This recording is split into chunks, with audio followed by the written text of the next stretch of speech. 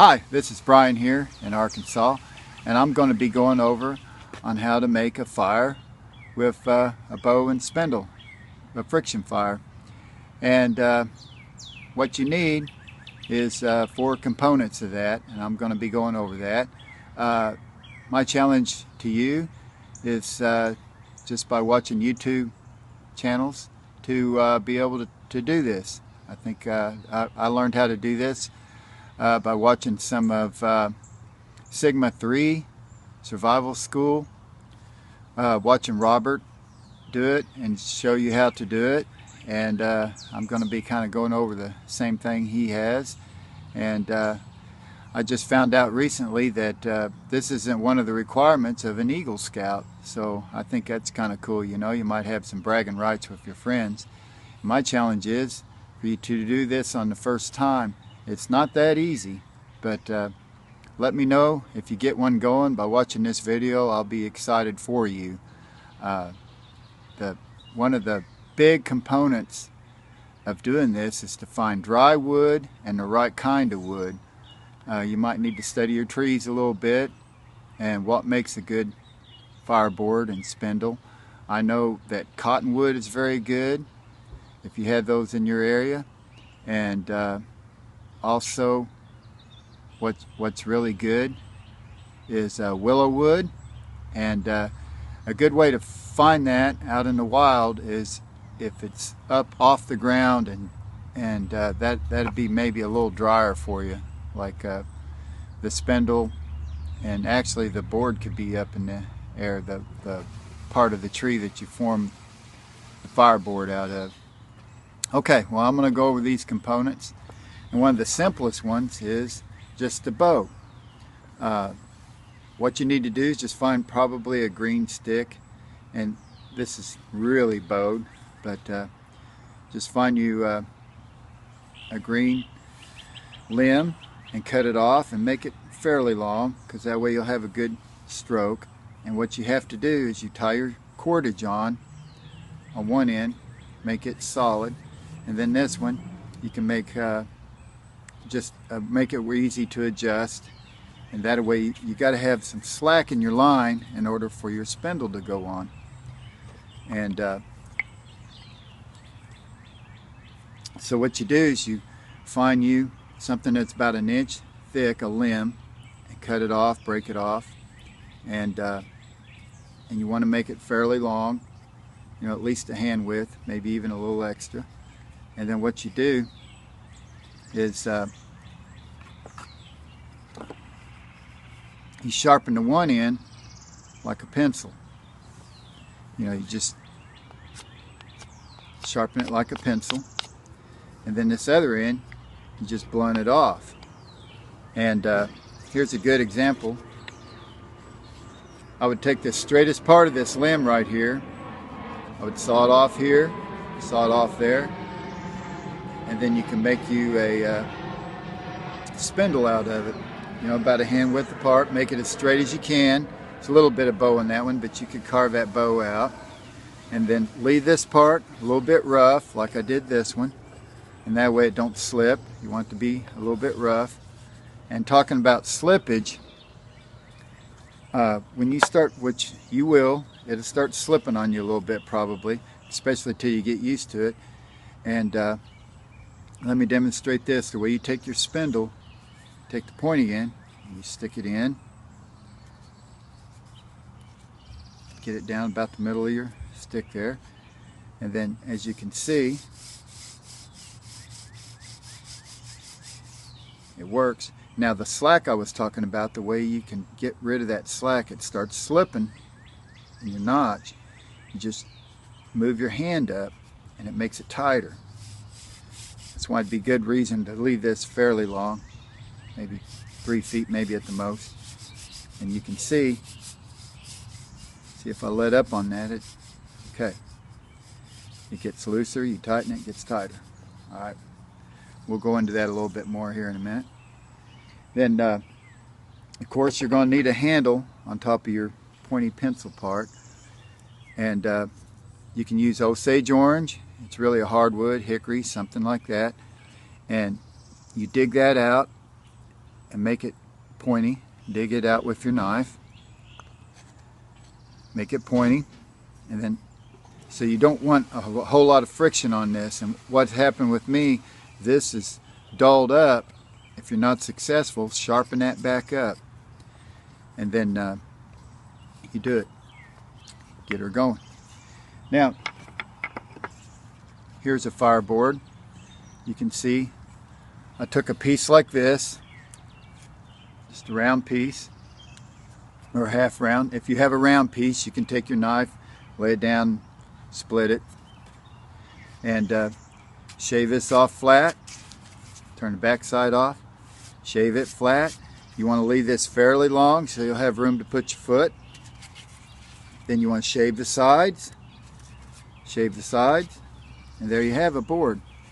Now, I've actually been successful in finding 2 different fireboards that I was successful and made a fire with.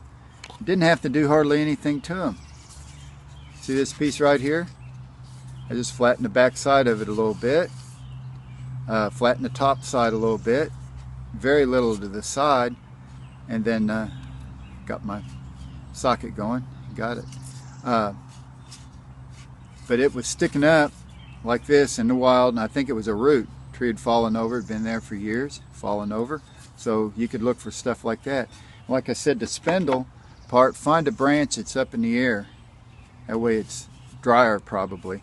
And even if it's wet, you could carve it down and then you'd have dry wood. Same way with the fireboard. If it's wet, you can carve it down, you'd probably have dry wood. Next thing you need to do is on this fireboard, you need to dig it out.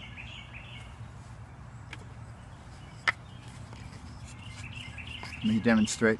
About the width of your spindle, you turn that up, see, you want it to be right on the edge, okay? Once you find your spot there, what you want to do is take your knife and you dig it out. I'll demonstrate that here in a little bit, how to get this socket going. Okay, you dig that out a little bit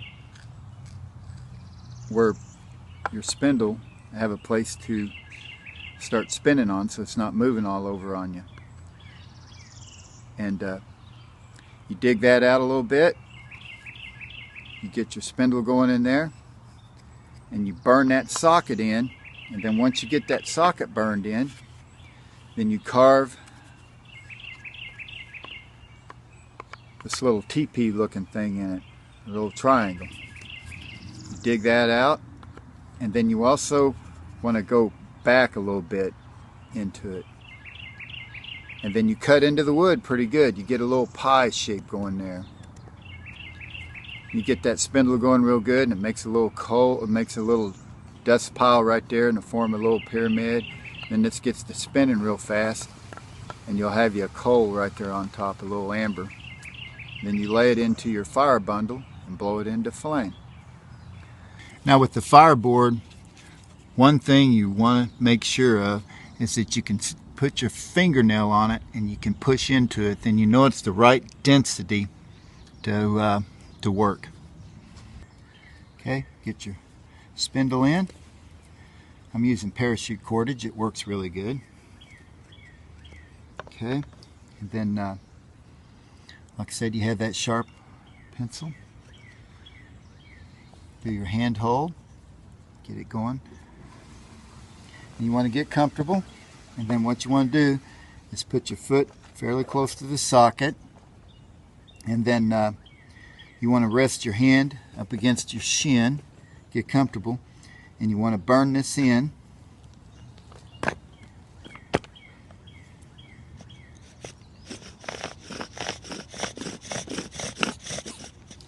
Like I said, it slips a little bit, just squeeze that a little bit better.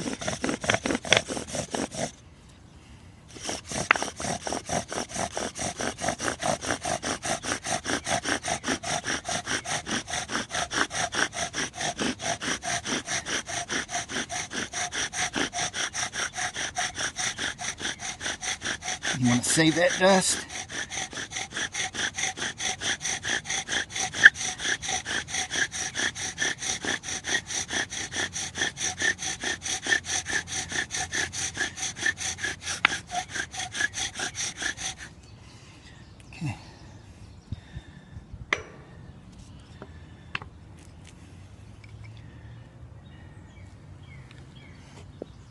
And that's how you burn it in. Might want to get it burned in a little better. What you want to do is you want to have something under here to catch your dust and your amber. Then you'll dump it into your fire bundle later on. Well, I took my knife and I dug this out just a little deeper. You want to get that socket down in there pretty good. And then I sliced it next to the hole a little closer. I was a little far away. Get that right next to the hole. Get the edge of it. And then I collected some of the dust and I kind of raked it in a little bit of a pyramid right there. So here we go. I'm going to get a little bit more of that dust. And like I said, you want to get something to collect it.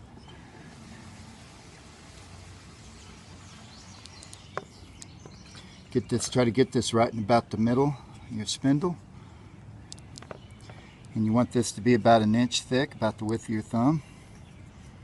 Your spindle, somewhere in there, maybe a little bigger, maybe a little littler. Like I said, you got to get comfortable. And you're in no hurry right now to get this burned in. You're going to see a little smoke and stuff, but you got to get it burned in before you.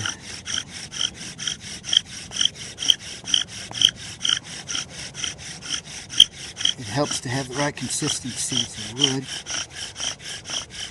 You want a fairly long stroke, which makes sense, and make that spindle spin around and around. I'll probably have to sharpen my stick a little bit more, but that's looking burned in pretty good.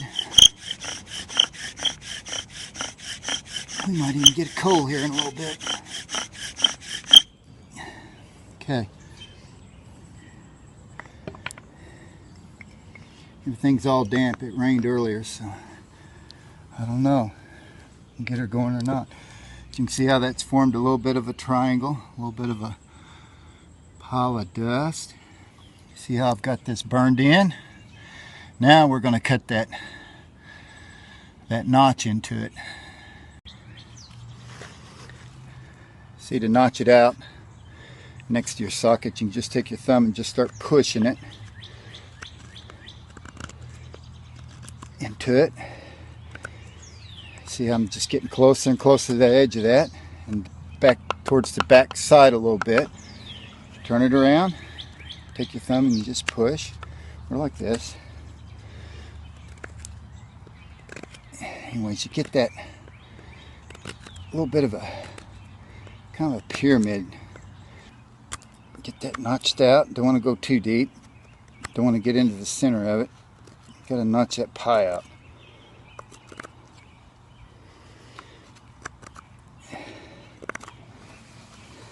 And also, since I burnt that in, I probably need to sharpen that spindle up again.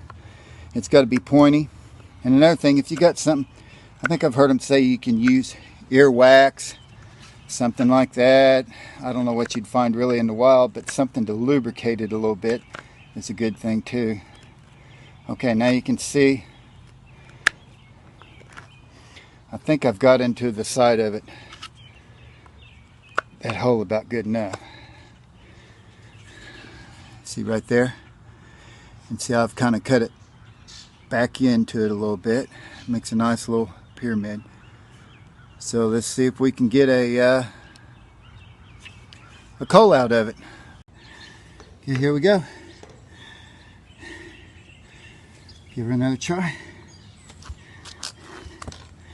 Anyways, if I'm not successful, I was successful the other day.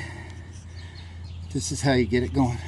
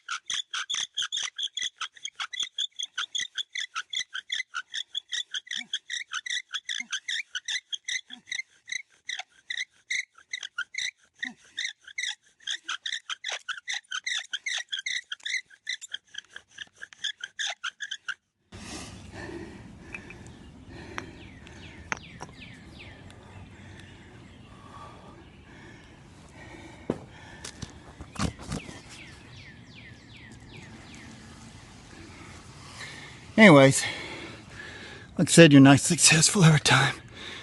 That's the way you do it. Okay, just for demonstration purposes, another important part of making a fire for bow and spindle is when you get it busted into coal, what do you do with it? Well, you got to drop it into this little bundle of grass, pine needles, whatever you can find that's dry. And just for demonstration purposes, this grass is way too wet. It rained and I don't have any dry grass on hand. Now you can, without dry grass, you can go find a cedar tree, something like that. You can scrape bark. It'd be snow on the ground even. You can scrape bark, and get that real dry, get it real fine. And a mistake I see people making, and even on Survivor, trying to get a fire started with a ferro rod, they don't have that tight enough. You got to have those materials real tight and fine. And once that coal hits it, it should bust into a flame. So I got some pine needles here and grass, and then also, which is very good, cattail. You can get that. It could be raining. You dig that seeds out. That sparks real fast, but it don't hold a fire. So you get a little bit of that, put it right in the middle of your bundle. Now the way you make your bundle, you just keep wadding it up, and just wadding it up, breaking it, wadding it, breaking it, make you like a bird nest. And what I do is I take my two thumbs and I just shove in it. Just keep doing that. Just keep wadding it, breaking it. See, you don't want that sticking out. You want to break it, get it into a nice fine little bundle. And then you take like those pine needles I was talking about and get that in the middle. That probably dry pine needles or something like that. Something you know it's going to go in a flame. And like I said, you get a little bit of this. I got it in a baggie. You get a little bit of this cattail seeds, that fuzz, that really sparks good. And then you drop it. Then once you get your coal, like I said, for demonstrations, it'll be a coal up here on top of this little pyramid, and you just dump it inside. I do this in my video when I get my fire going. You dump it down in there and you fold it over on it. Fold it over on the coal and start blowing it. And a little trick I learned from watching videos, hold it up. Hold it up, that way you're not sucking smoke and getting choked. And just keep blowing it, blow it into a flame. Then the very important part is have your little dry bundle of twigs, small twigs, nice little bundle with a little place dug, in for it to stick this fire bundle to keep blowing it. Get you a bigger fire, of course. Add drier, bigger sticks for y'all to know how to build a fire. You don't stick this amongst a bunch of big sticks because it ain't gonna work. And of course, the drier, the better, and all that. So anyways, I hope you like this video, and when I send it out, I hope that I'll hear some people back saying, hey, I got a fire started, bow and spindle, and I'll probably be hooping and hollering for you, because I know it's pretty exciting, kind of like on that Castaway where he's dancing around, I made fire, and he's real excited. Anyways, and think about it, you've done something that maybe a lot of the Eagle Scouts haven't done. Not that some of them haven't, that's for sure. I'm sure there's a whole bunch of them that know how to do that and could teach me a lot of things. I'm not down in them at all. In fact, I wish I would have become an Eagle Scout. That would have been cool. Anyways, enjoy and don't be discouraged. I know I've done a lot of tries at it. I forget how many times I've tried doing this, and I've only done it 3 times in my life. But if I really had to do it, I think I could do it. So enjoy, and I hope it goes well for you. We'll see you later.